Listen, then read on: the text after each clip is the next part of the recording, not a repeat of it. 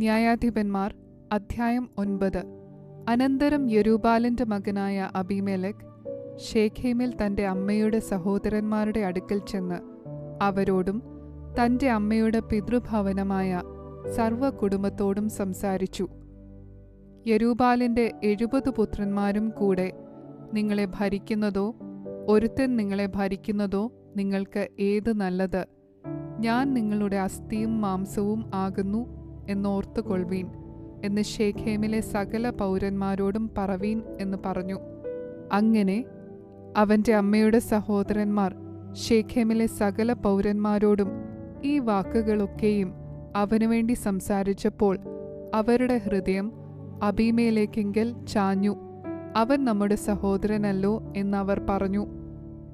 പിന്നെ അവർ ബാൽബരീത്തിന്റെ ക്ഷേത്രത്തിൽ നിന്ന് 70 വെള്ളിക്കാശെടുത്ത് അവനു കൊടുത്തു. അതിനെക്കൊണ്ട് അബീമേലെക്ക് തുമ്പുകെട്ടവരും നിസ്സാരന്മാരുമായ ആളുകളെ കൂലിക്ക് വാങ്ങി അവർക്ക് നായകനായി തീർന്നു. അവൻ ഒഫ്രയിൽ തന്റെ അപ്പന്റെ വീട്ടിൽ ചെന്ന് യെരുബ്ബാലിന്റെ പുത്രന്മാരായി തന്റെ സഹോദരന്മാരായ 70 പേരെയും ഒരു കല്ലിന്മേൽ വെച്ച് കൊന്നു. എന്നാൽ യെരുബ്ബാലിന്റെ ഇളയ മകനായ യോഥാം ഒളിച്ചു കളഞ്ഞതുകൊണ്ട് ശേഷിച്ചു. അതിന്റെ ശേഷം ശേഖേമിലെ സകല പൗരന്മാരും മില്ലോ ഗ്രഹമൊക്കെയും ഒരുമിച്ച് കൂടി ചെന്ന് ശേഖേമിലെ ജ്ഞാപകസ്തംഭത്തിനരികെയുള്ള കരുവേലകത്തിങ്കൽ വെച്ച് അബീമേലെക്കിനെ രാജാവാക്കി. ഇതിനെക്കുറിച്ച് യോഥാമിന് അറിവ് കിട്ടിയപ്പോൾ അവൻ ഗെരിസീം മലമുകളിൽ ചെന്ന് ഉച്ചത്തിൽ അവരോട് വിളിച്ചു പറഞ്ഞതെന്തെന്നാൽ, ശേഖേം പൗരന്മാരെ, ദൈവം നിങ്ങളുടെ സങ്കടം കേൾക്കേണ്ടതിന് നിങ്ങൾ എൻ്റെ സങ്കടം കേൾപ്പീൻ. പണ്ടൊരിക്കൽ വൃക്ഷങ്ങൾ തങ്ങൾക്ക് ഒരു രാജാവിനെ അഭിഷേകം ചെയ്യുവാൻ പോയി. അവ ഒലിവ് വൃക്ഷത്തോട്, നീ ഞങ്ങൾക്ക് രാജാവായിരിക്ക എന്ന് പറഞ്ഞു. അതിന് ഒലിവ് വൃക്ഷം, ദൈവവും മനുഷ്യരും എന്നെ പുകഴ്ത്തുവാൻ ഹേതുവായിരിക്കുന്ന എൻ്റെ പുഷ്ടി ഞാൻ ഉപേക്ഷിച്ച് വൃക്ഷങ്ങളുടെ മേൽ ആടുവാൻ പോകുമോ എന്ന് പറഞ്ഞു. പിന്നെ വൃക്ഷങ്ങൾ അത്തിവൃക്ഷത്തോട്, നീ വന്ന് ഞങ്ങൾക്ക് രാജാവായിരിക്ക എന്ന് പറഞ്ഞു. അതിന് അത്തിവൃക്ഷം, എൻ്റെ മധുരവും വിശേഷപ്പെട്ട പഴവും ഞാൻ ഉപേക്ഷിച്ച് വൃക്ഷങ്ങളുടെ മേൽ ആടുവാൻ പോകുമോ എന്ന് പറഞ്ഞു. പിന്നെ വൃക്ഷങ്ങൾ മുന്തിരിവള്ളിയോട്, നീ വന്ന് ഞങ്ങൾക്ക് രാജാവായിരിക്ക എന്ന് പറഞ്ഞു. മുന്തിരിവള്ളി അവയോട്, ദൈവത്തെയും മനുഷ്യനെയും ആനന്ദിപ്പിക്കുന്ന എൻ്റെ രസം ഞാൻ ഉപേക്ഷിച്ച് വൃക്ഷങ്ങളുടെ മേൽ ആടുവാൻ പോകുമോ എന്ന് പറഞ്ഞു. പിന്നെ വൃക്ഷങ്ങളെല്ലാം കൂടെ മുൾപടർപ്പിനോട്, നീ വന്ന് ഞങ്ങൾക്ക് രാജാവായിരിക്ക എന്ന് പറഞ്ഞു. മുൾപടർപ്പ് വൃക്ഷങ്ങളോട്, നിങ്ങൾ യഥാർത്ഥമായി എന്നെ നിങ്ങൾക്ക് രാജാവായി അഭിഷേകം ചെയ്യുന്നുവെങ്കിൽ വന്ന് എൻ്റെ നിഴലിൽ ആശ്രയിപ്പീൻ. അല്ലെങ്കിൽ മുൾപടർപ്പിൽ നിന്ന് തീ പുറപ്പെട്ട് ലെബാനോനിലെ ദേവദാരുക്കളെ ദഹിപ്പിക്കട്ടെ എന്ന് പറഞ്ഞു. നിങ്ങൾ ഇപ്പോൾ അബീമേലെക്കിനെ രാജാവാക്കിയതിൽ വിശ്വസ്തതയും പരമാർത്ഥതയുമാകുന്നുവോ പ്രവർത്തിച്ചത്? നിങ്ങൾ യെരുബ്ബാലിനോടും അവൻ്റെ കുടുംബത്തോടും നന്മയാകുന്നുവോ ചെയ്തത്? അവൻ്റെ പ്രവൃത്തിയുടെ യോഗ്യതയ്ക്ക് തക്കവണ്ണമോ അവനോട് പ്രവർത്തിച്ചത്? എൻ്റെ അപ്പൻ തൻ്റെ ജീവനെ ഗണ്യമാക്കാതെ നിങ്ങൾക്ക് വേണ്ടി യുദ്ധം ചെയ്ത് മിദ്യാന്റെ കയ്യിൽ നിന്ന് നിങ്ങളെ രക്ഷിച്ചിരിക്കെ, നിങ്ങൾ ഇന്ന് എൻ്റെ അപ്പൻ്റെ ഗ്രഹത്തിന് വിരോധമായി എഴുന്നേറ്റ് അവൻ്റെ പുത്രന്മാരായ 70 പേരെയും ഒരു കല്ലിന്മേൽ വെച്ച് കൊല്ലുകയും അവൻ്റെ ദാസിയുടെ മകനായ അബീമേലെക്ക് നിങ്ങളുടെ സഹോദരൻ ആയിരിക്കൊണ്ട് അവനെ ശേഖേം പൗരന്മാർക്ക് രാജാവാക്കുകയും ചെയ്തുവല്ലോ. ഇങ്ങനെ നിങ്ങൾ ഇന്ന് യെരുബ്ബാലിനോടും അവൻ്റെ കുടുംബത്തോടും ചെയ്തത് വിശ്വസ്തതയും പരമാർത്ഥതയും എന്ന് വരികിൽ നിങ്ങൾ അബീമേലെക്കിൽ സന്തോഷിപ്പീൻ, അവൻ നിങ്ങളിലും സന്തോഷിക്കട്ടെ. അല്ലെങ്കിൽ അബീമേലെക്കിൽ നിന്ന് തീ പുറപ്പെട്ട് ശേഖേം പൗരന്മാരെയും മില്ലോ ഗ്രഹത്തെയും ദഹിപ്പിക്കട്ടെ. ശേഖേം പൗരന്മാരിൽ നിന്നും മില്ലോ ഗ്രഹത്തിൽ നിന്നും തീ പുറപ്പെട്ട് അബീമേലെക്കിനെയും ദഹിപ്പിക്കട്ടെ. ഇങ്ങനെ പറഞ്ഞിട്ട് യോഥാം ഓടിപ്പോയി ബേരിലേക്ക് ചെന്ന് തൻ്റെ സഹോദരനായ അബീമേലെക്കിനെ പേടിച്ച് അവിടെ പാർത്തു.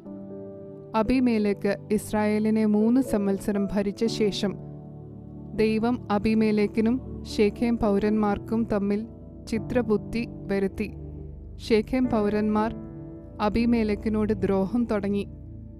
അങ്ങനെ യെരുബ്ബാലിന്റെ 70 പുത്രന്മാരോടും ചെയ്ത പാതകത്തിന് പ്രതികാരം വരികയും അവരുടെ രക്തം അവരെ കൊന്നവനായ അവരുടെ സഹോദരൻ അബീമേലെക്കും അവന്റെ സഹോദരന്മാരെ കൊല്ലുവാൻ അവന് തുണയായിരിക്കുന്ന ശേഖേം പൗരന്മാരും ചുമക്കുകയും ചെയ്തു. ശേഖേം പൗരന്മാർ മലമുകളിൽ അവന് വിരോധമായി പതിയിരിപ്പുകാരെ ആക്കി.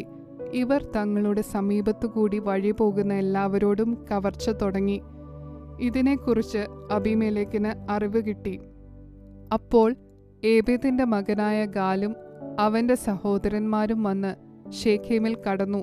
ശേഖേം പൗരന്മാർ അവനെ വിശ്വസിച്ചു. അവർ വയലിൽ ചെന്ന് തങ്ങളുടെ മുന്തിരിത്തോട്ടങ്ങളിലെ കുല അറുത്ത് ഉത്സവം കൊണ്ടാടി. തങ്ങളുടെ ദേവന്റെ ക്ഷേത്രത്തിൽ ചെന്ന് തിന്നുകുടിക്കുകയും അബീമേലെക്കിനെ ശപിക്കുകയും ചെയ്തു. ഏബേദിന്റെ മകനായ ഗാൽ പറഞ്ഞത്, അബീമേലെക്കിനെ നാം സേവിക്കേണ്ടതിന് അവൻ ആർ? ശേഖേം ആർ? അവൻ യെരുബ്ബാലിന്റെ മകനും സെബൂൽ അവന്റെ കാര്യസ്ഥനും അല്ലയോ? അവൻ ശേഖേമിന്റെ അപ്പനായ ഹാമോരിന്റെ ആളുകളുമായി അവനെ സേവിക്കട്ടെ. നാം അവനെ സേവിക്കുന്നത് എന്തിന്? ഈ ജനം എൻ്റെ കൈക്കീഴായിരുന്നെങ്കിൽ ഞാൻ അബീമേലെക്കിനെ നീക്കിക്കളകയും അബീമേലെക്കിനോട് നിന്റെ സൈന്യത്തെ വർദ്ധിപ്പിച്ച് പുറപ്പെട്ടു വരിക എന്ന് പറയുകയും ചെയ്യുമായിരുന്നു. ഏബേദിന്റെ മകനായ ഗാലിന്റെ വാക്കുകളെ കേട്ടപ്പോൾ നഗരാധിപനായ സെബൂലിന്റെ കോപം ജ്വലിച്ചു. അവൻ രഹസ്യമായിട്ട് അബീമേലെക്കിന്റെ അടുക്കൽ ദൂതന്മാരെ അയച്ചു. ഇതാ, ഏബേദിന്റെ മകനായ ഗാലും അവന്റെ സഹോദരന്മാരും ശെഖേമിൽ വന്നിരിക്കുന്നു. അവർ പട്ടണത്തെ നിന്നോട് മത്സരിപ്പിക്കുന്നു. ആകയാൽ നീയും നിന്നോട് കൂടിയുള്ള പടജ്ജനവും രാത്രിയിൽ പുറപ്പെട്ട് വയലിൽ പതിയിരുന്നു കൊൾവീൻ. രാവിലെ സൂര്യൻ ഉദിക്കുമ്പോൾ എഴുന്നേറ്റ് പട്ടണത്തെ ആക്രമിക്കാം. എന്നാൽ അവനും കൂടിയുള്ള പടജ്ജനവും നിന്റെ നേരെ പുറപ്പെടുമ്പോൾ തരം പോലെ അവരോട് പ്രവർത്തിക്കാം എന്ന് പറയിച്ചു. അങ്ങനെ അബീമേലെക്കും കൂടെയുള്ള പടജ്ജനമൊക്കെയും രാത്രിയിൽ പുറപ്പെട്ട് ശെഖേമിനരികെ 4 കൂട്ടമായി പതിയിരുന്നു. ഏബേദിന്റെ മകനായ ഗാൽ പുറപ്പെട്ടു പട്ടണത്തിന്റെ ഗോപുരത്തെങ്കിൽ നിന്നപ്പോൾ അബീമേലെക്കും കൂടെയുള്ള പടജ്ജനവും പതിയിരിപ്പിൽ നിന്ന് എഴുന്നേറ്റു. ഗാൽ പടജ്ജനത്തെ കണ്ടപ്പോൾ, അതാ പർവ്വതങ്ങളുടെ മുകളിൽ നിന്ന് പടജ്ജനം ഇറങ്ങി വരുന്നു എന്ന് സെബൂലിനോട് പറഞ്ഞു. സെബൂൽ അവനോട്, പർവ്വതങ്ങളുടെ നിഴൽ കണ്ടിട്ട് മനുഷ്യരെന്ന് നിനക്ക് തോന്നുകയാകുന്നു എന്ന് പറഞ്ഞു. ഗാൽ പിന്നെയും, അതാ പടജ്ജനം ദേശമധ്യേ ഇറങ്ങി വരുന്നു. മറ്റൊരു കൂട്ടവും പ്രാശ്നികന്മാരുടെ കരുവേലകത്തിന്റെ സമീപത്തുകൂടി വരുന്നു എന്ന് പറഞ്ഞു. സെബൂൽ അവനോട്, നാം അബീമേലെക്കിനെ സേവിക്കേണ്ടതിന് അവൻ ആരെന്ന് പറഞ്ഞ നിന്റെ വായ് ഇപ്പോൾ എവിടെ? ഇത് നീ പുച്ഛിച്ച പടജ്ജനം അല്ലയോ? ഇപ്പോൾ പുറപ്പെട്ട് അവരോട് പൊരുക എന്ന് പറഞ്ഞു. അങ്ങനെ ഗാൽ ശേഖേം പൗരന്മാരുമായി പുറപ്പെട്ട് അബീമേലെക്കിനോട് പടവെട്ടി. അബീമേലെക്കിന്റെ മുൻപിൽ അവൻ തോറ്റോടി. അവൻ അവനെ പിന്തുടർന്നു. പടിവാതിൽ വരെ അനേകം പേർ ഹതന്മാരായി വീണു. അബീമേലെക്ക് അരൂമയിൽ താമസിച്ചു. സെബൂൽ ഗാലിനെയും സഹോദരന്മാരെയും ശെഖേമിൽ പാർപ്പാൻ സമ്മതിക്കാതെ അവിടെ നിന്ന് നീക്കിക്കളഞ്ഞു. പിറ്റേന്നാൾ ജനം വയലിലേക്ക് പുറപ്പെട്ടു. അബീമേലെക്കിന് അതിനെക്കുറിച്ച് അറിവ് കിട്ടി. അവൻ പടജ്ജനത്തെ കൂട്ടി 3 കൂട്ടമായി ഭാഗിച്ച് വയലിൽ പതിയിരുന്നു. ജനം പട്ടണത്തിൽ നിന്ന് പുറപ്പെട്ടു വരുന്നത് കണ്ട് അവരുടെ നേരെ ചെന്ന് അവരെ സംഹരിച്ചു. പിന്നെ അബീമേലെക്കും കൂടെയുള്ള കൂട്ടവും പാഞ്ഞു ചെന്ന് പട്ടണത്തിന്റെ പടിവാതിൽക്കൽ നിന്നു. മറ്റേ കൂട്ടം 2 വയലിലുള്ള സകല ജനത്തിന്റെയും നേരെ പാഞ്ഞു ചെന്ന് അവരെ സംഹരിച്ചു. അബീമേലെക്ക് അന്ന് മുഴുവനും പട്ടണത്തോട് പൊരുതു. പട്ടണം പിടിച്ചു അതിലെ ജനത്തെ കൊന്നു. പട്ടണത്തെ ഇടിച്ചു കളഞ്ഞ് അതിൽ ഉപ്പു വിതറി. ശേഖേം ഗോപുരവാസികൾ എല്ലാവരും ഇത് കേട്ടപ്പോൾ ഏൽബെരീത്തിന്റെ ക്ഷേത്രമണ്ഡപത്തിൽ കടന്നു. ശേഖേം ഗോപുരവാസികൾ എല്ലാവരും ഒന്നിച്ചു കൂടിയിരിക്കുന്നു എന്ന് അബീമേലെക്കിന് അറിവ് കിട്ടി. അബീമേലെക്കും കൂടെയുള്ള പടജ്ജനമൊക്കെയും സൽമോൻ മലയിൽ കയറി. അബീമേലെക്ക് കോടാലി എടുത്ത് ഒരു മരക്കമ്പ് വെട്ടി ചുമലിൽ വെച്ചു. തന്റെ പടജ്ജനത്തോട്, ഞാൻ ചെയ്തത് നോക്കി നിങ്ങളും വേഗം അതുപോലെ ചെയ്യുവീൻ എന്ന് പറഞ്ഞു. പടജ്ജനമെല്ലാം അതുപോലെ ഓരോരുത്തൻ ഓരോ കൊമ്പ് വെട്ടി അബീമേലെക്കിന്റെ പിന്നാലെ ചെന്ന് മണ്ഡപത്തിനരികെ ഇട്ട് തീ കൊടുത്ത് മണ്ഡപത്തോടുകൂടെ അവരെ ചുട്ടുകളഞ്ഞു. അങ്ങനെ ശേഖേം ഗോപുരവാസികളൊക്കെയും പുരുഷന്മാരും സ്ത്രീകളുമായി ഏകദേശം 1000 പേർ മരിച്ചുപോയി. അനന്തരം അബീമേലെക്ക് തേബേസിലേക്ക് ചെന്ന് തേബേസിന് വിരോധമായി പാളയമിറങ്ങി അതിനെ പിടിച്ചു. പട്ടണത്തിനകത്ത് ഉറപ്പുള്ള ഒരു ഗോപുരമുണ്ടായിരുന്നു. അവിടേക്ക് സകല പുരുഷന്മാരും സ്ത്രീകളും പട്ടണത്തിലുള്ളവർ ഒക്കെയും ഓടിക്കടന്ന് വാതിലടച്ച് ഗോപുരത്തിന്റെ മുകളിൽ കയറി. അബീമേലെക്ക് ഗോപുരത്തിനരികെ എത്തി അതിനെ ആക്രമിച്ചു. അതിന് തീ കൊടുത്ത് ചുട്ടുകളയേണ്ടതിന് ഗോപുരവാതിലിനടുത്ത് ചെന്നു. അപ്പോൾ ഒരു സ്ത്രീ തിരികല്ലിന്റെ പിള്ള അബീമേലെക്കിന്റെ തലയിലിട്ട് അവന്റെ തലയോട് തകർത്ത് കളഞ്ഞു. ഉടനെ അവൻ തന്റെ ആയുധവാഹകനായ ബാല്യക്കാരനെ വിളിച്ചു. ഒരു സ്ത്രീ എന്നെ കൊന്നു എന്ന് പറയാതിരിക്കേണ്ടതിന് നിന്റെ വാൾ ഊരി എന്നെ കൊല്ലുക എന്നവനോട് പറഞ്ഞു. അവന്റെ ബാല്യക്കാരൻ അവനെ കുത്തി. അങ്ങനെ അവൻ മരിച്ചു. അബീമേലെക്ക് മരിച്ചുപോയി എന്ന് കണ്ടപ്പോൾ ഇസ്രായേല്യർ താന്താങ്ങളുടെ സ്ഥലത്തേക്ക് മടങ്ങിപ്പോയി. അബീമേലെക്ക് തന്റെ 70 സഹോദരന്മാരെ കൊന്നതിനാൽ തന്റെ അപ്പനോട് ചെയ്തിട്ടുള്ള പാതകത്തിന് ദൈവം ഇങ്ങനെ പകരം ചെയ്തു. ശേഖേം നിവാസികളുടെ സകല പാതകങ്ങളും ദൈവം അവരുടെ തലമേൽ വരുത്തി. അങ്ങനെ യെരുബ്ബാലിന്റെ മകനായ യോഥാമിന്റെ ശാപം അവരുടെ മേൽ വന്നു.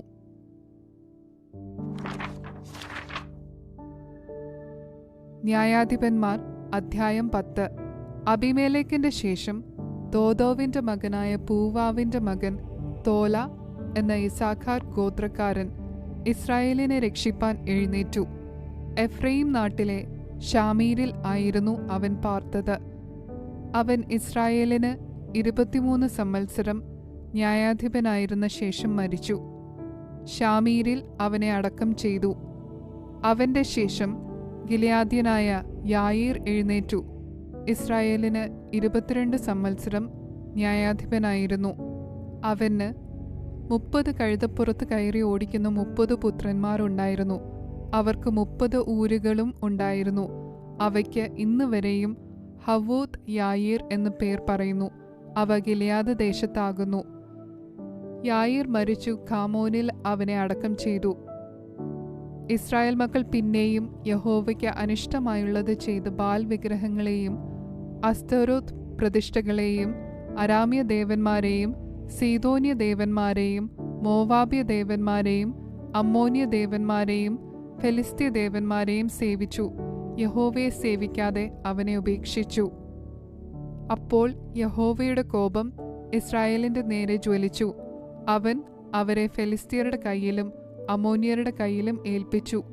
അവർ അന്നുമുതൽ 18 സംവത്സരത്തോളം ഇസ്രായേൽ മക്കളെ യോർദാനക്കരെ ഗിലെയാദ് എന്ന അമോര്യ ദേശത്തുള്ള എല്ലാ ഇസ്രായേൽ മക്കളെയും തന്നെ ഉപദ്രവിച്ച് ഞെരുക്കി.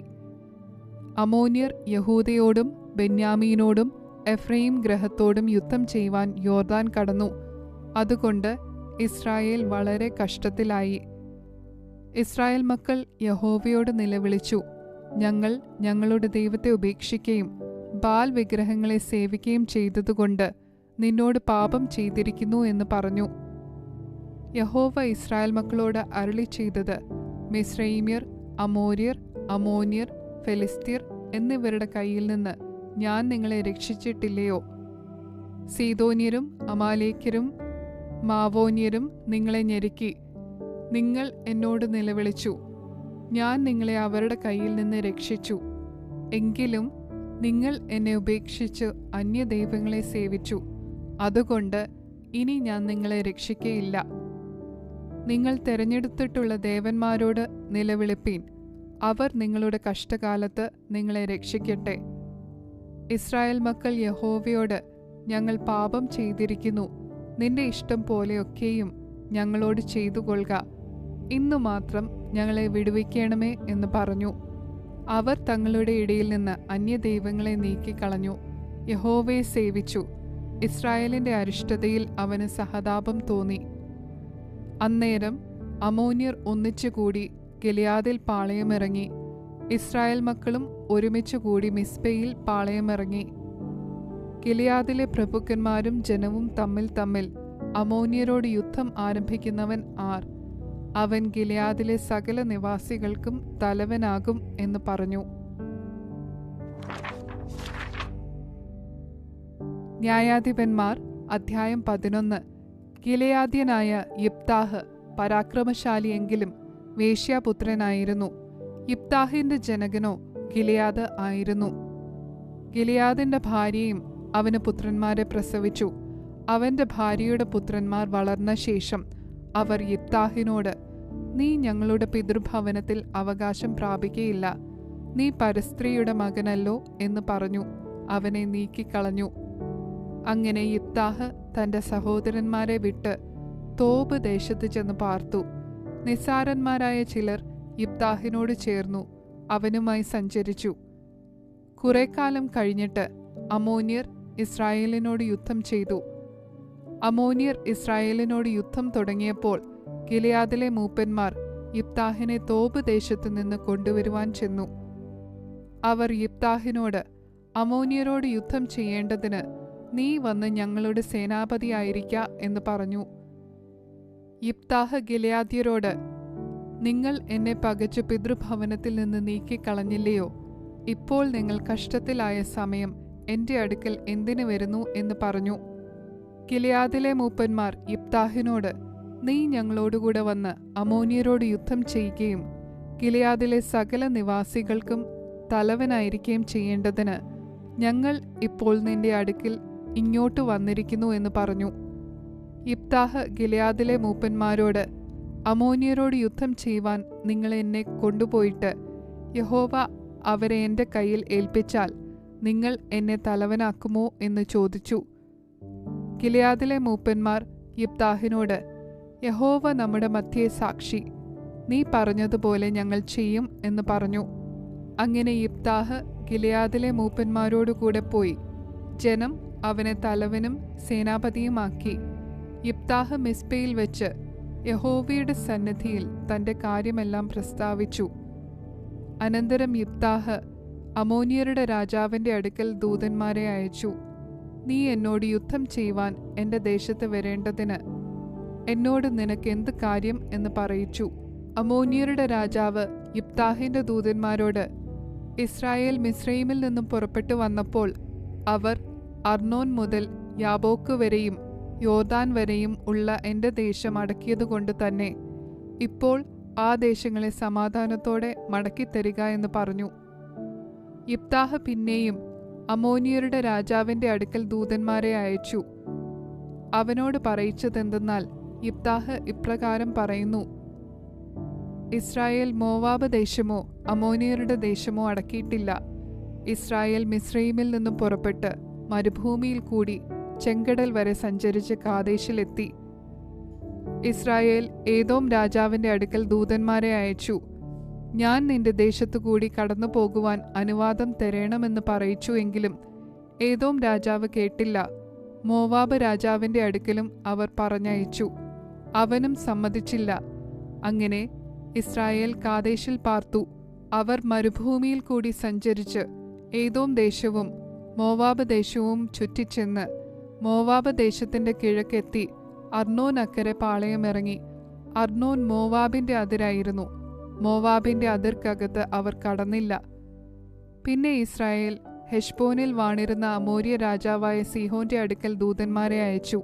നിന്റെ ദേശത്തു കൂടി എന്റെ സ്ഥലത്തേക്ക് കടന്നു പോകുവാൻ അനുവാദം തരണമെന്ന് പറയിച്ചു. എങ്കിലും സീഹോൻ ഇസ്രായേൽ തന്റെ ദേശത്തുകൂടി കടന്നു പോകുവാൻ തക്കവണ്ണം അവരെ വിശ്വസിക്കാതെ തന്റെ ജനത്തെ ഒക്കെയും വിളിച്ചുകൂട്ടി യഹസിൽ പാളയമിറങ്ങി ഇസ്രായേലിനോട് പടയേറ്റു. ഇസ്രായേലിന്റെ ദൈവമായ യഹോവ സീഹോനെയും അവന്റെ സകല ജനത്തെയും ഇസ്രായേലിന്റെ കയ്യിൽ ഏൽപ്പിച്ചു. അവർ അവരെ തോൽപ്പിച്ചു. ഇങ്ങനെ ഇസ്രായേൽ ആ ദേശനിവാസികളായ അമോര്യരുടെ ദേശമൊക്കെയും കൈവശമാക്കി. അർണോൻ മുതൽ യബോക്ക് വരെയും മരുഭൂമിയിൽ യോർദാൻ വരെയുമുള്ള അമോര്യരുടെ ദേശമൊക്കെയും അവർ പിടിച്ചടക്കി. ഇസ്രായേലിന്റെ ദൈവമായ യഹോവ തന്റെ ജനമായ ഇസ്രായേലിന്റെ മുൻപിൽ നിന്ന് അമോര്യരെ നീക്കിക്കളഞ്ഞിരിക്കെ നീ അവരുടെ അവകാശം അടക്കുവാൻ പോകുന്നുവോ? നിന്റെ ദേവനായ ഖേമോഷ് നിനക്ക് അവകാശമായി തരുന്ന ദേശത്തെ നീ അടക്കി അനുഭവിക്കയില്ലയോ? അങ്ങനെ തന്നെ ഞങ്ങളുടെ ദൈവമായ യഹോവ ഞങ്ങളുടെ മുൻപിൽ നിന്ന് നീക്കിക്കളയുന്നവരുടെ അവകാശം ഞങ്ങളും അടക്കി അനുഭവിക്കും. സിപ്പോരിന്റെ മകനായ ബാലാക്ക് എന്ന മോവാബ് രാജാവിനേക്കാളും നീ യോഗ്യനോ? അവൻ ഇസ്രായേലിനോട് എപ്പോഴെങ്കിലും വാഗ്വാദം ചെയ്തിട്ടുണ്ടോ? എപ്പോഴെങ്കിലും അവരോട് യുദ്ധം ചെയ്തിട്ടുണ്ടോ? ഇസ്രായേൽ ഹെശ്ബോനിലും അതിൻ്റെ പട്ടണങ്ങളിലും അരോവേരിലും അതിൻ്റെ പട്ടണങ്ങളിലും അർണോൻ തീരത്തുള്ള എല്ലാ പട്ടണങ്ങളിലും 300 സംവത്സരത്തോളം പാർത്തിരിക്കെ ആ കാലത്തിനിടയിൽ നിങ്ങൾ അവയെ ഒഴിപ്പിക്കാതിരുന്നത് എന്ത്? ആകയാൽ ഞാൻ നിന്നോട് അന്യായം ചെയ്തിട്ടില്ല. എന്നോട് യുദ്ധം ചെയ്യുന്നതിനാൽ നീ എന്നോടാകുന്നു അന്യായം ചെയ്യുന്നത്. ന്യായാധിപനായ യഹോവ ഇന്ന് ഇസ്രായേൽ മക്കളുടെയും അമോന്യരുടെയും മധ്യേ ന്യായം വിധിക്കട്ടെ. എന്നാൽ യിഫ്താഹ് പറഞ്ഞയച്ച വാക്ക് അമോന്യരുടെ രാജാവ് കൂട്ടാക്കിയില്ല. അപ്പോൾ യഹോവയുടെ ആത്മാവ് യിഫ്താഹിന്മേൽ വന്നു. അവൻ ഗിലെയാദിലും മനശ്ശെയിലും കൂടി കടന്ന് ഗിലെയാദിലെ മിസ്പയിൽ എത്തി. ഗിലെയാദിലെ മിസ്പയിൽ നിന്ന് അമോന്യരുടെ നേരെ ചെന്നു. യിഫ്താഹ് യഹോവയ്ക്ക് ഒരു നേർച്ച നേർന്നു പറഞ്ഞത്, നീ അമോന്യരെ എൻ്റെ കയ്യിൽ ഏൽപ്പിക്കുമെങ്കിൽ ഞാൻ അമോന്യരെ ജയിച്ച് സമാധാനത്തോടെ മടങ്ങി വരുമ്പോൾ എൻ്റെ വീട്ടുവാതിൽക്കൽ നിന്ന് എന്നെ എതിരേറ്റ് വരുന്നത് യഹോവയ്ക്കുള്ളതാകും. അത് ഞാൻ ഹോമയാഗമായി അർപ്പിക്കും. ഇങ്ങനെ യിഫ്താഹ് അമോന്യരോട് യുദ്ധം ചെയ്യുവാൻ അവരുടെ നേരെ ചെന്നു. യഹോവ അവരെ അവൻ്റെ കയ്യിൽ ഏൽപ്പിച്ചു. അവൻ അവർക്ക് അരോവേർ മുതൽ മിന്നീത്ത് വരെയും ആബേൽ കെരാമീം വരെയും ഒരു മഹാസംഹാരം വരുത്തി 20 പട്ടണം ജയിച്ചടക്കി. എന്നാൽ യിഫ്താഹ് മിസ്പയിൽ തൻ്റെ വീട്ടിലേക്ക് ചെല്ലുമ്പോൾ ഇതാ അവൻ്റെ മകൾ തപ്പോടും നൃത്തത്തോടും കൂടെ അവനെ എതിരേറ്റ് വരുന്നു. അവൾ അവന് ഏകപുത്രിയായിരുന്നു. അവളല്ലാതെ അവന് മകനുമില്ല, മകളുമില്ല. അവളെ കണ്ടയുടനെ അവൻ തൻ്റെ വസ്ത്രം കീറി, അയ്യോ എൻ്റെ മകളെ, നീ എൻ്റെ തല കുനിയിച്ചു. നീ എന്നെ വ്യസനിപ്പിക്കുന്നവരുടെ കൂട്ടത്തിലാക്കിയല്ലോ. യഹോവയോട് ഞാൻ പറഞ്ഞുപോയി, എനിക്ക് പിന്മാറിക്കൂടാ എന്ന് പറഞ്ഞു. അവൾ അവനോട്, അപ്പാ, നീ യഹോവയോട് പറഞ്ഞു പോയിട്ടുണ്ടെങ്കിൽ യഹോവ നിനക്ക് വേണ്ടി നിന്റെ ശത്രുക്കളായ അമോന്യരോട് പ്രതികാരം നടത്തിയിരിക്കയാൽ നിന്റെ വായിൽ നിന്ന് പുറപ്പെട്ടതുപോലെ എന്നോട് ചെയ്യുക എന്ന് പറഞ്ഞു. എന്നാൽ ഒരു കാര്യം എനിക്ക് വേണ്ടിയിരുന്നു.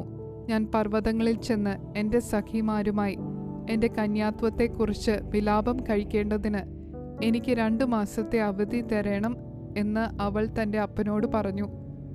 അതിന് അവൻ പോക എന്ന് പറഞ്ഞു അവളെ 2 മാസത്തേക്ക് അയച്ചു.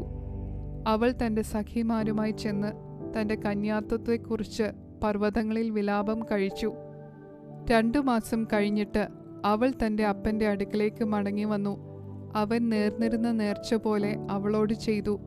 അവൾ ഒരു പുരുഷനെ അറിഞ്ഞിരുന്നതുമില്ല. പിന്നെ ആണ്ടുതോറും ഇസ്രായേലിലെ കന്യകമാർ 4 ദിവസം ഗിലെയാദ്യനായ യിഫ്താഹിന്റെ മകളെ കീർത്തിപ്പാൻ പോകുന്നത് ഇസ്രായേലിൽ ഒരാചാരമായി തീർന്നു.